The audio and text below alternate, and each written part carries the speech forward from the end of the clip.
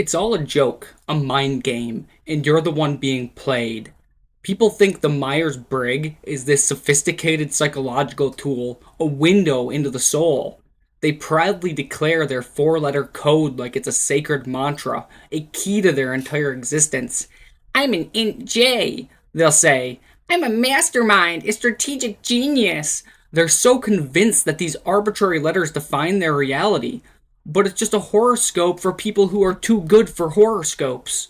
They're both based on the same fundamental flaw, the Barnum effect, the brilliant little psychological phenomenon where people believe vague general personality descriptions are tailored specifically for them.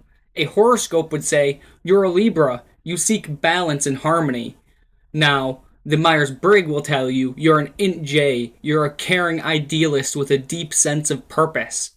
Both are equally meaningless, but one has the audacity to act like it's some kind of science.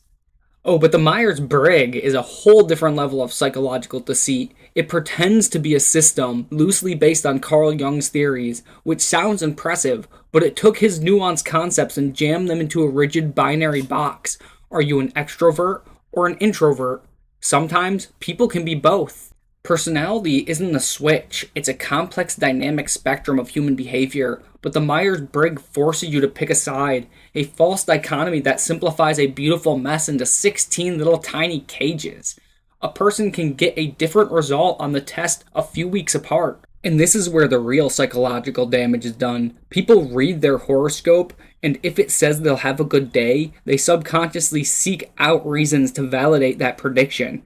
That's a confirmation bias in action. They'll smile more, maybe be a bit more positive. It's harmless. One could even argue helpful little nudge. But the Myers-Briggs is more nefarious. It's a full-blown identity crisis.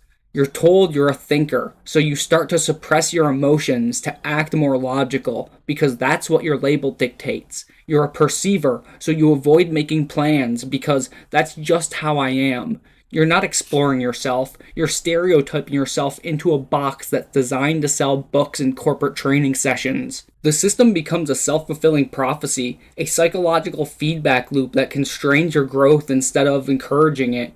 It's a false sense of self-awareness that gives you an excuse to stay in your comfort zone, to never challenge who you think you are. So go ahead and check your horoscope, at least it's a fun distraction, but don't let a four-letter code dictate your life. Your personality is an evolving mystery, not a pre-written script based on a flawed questionnaire.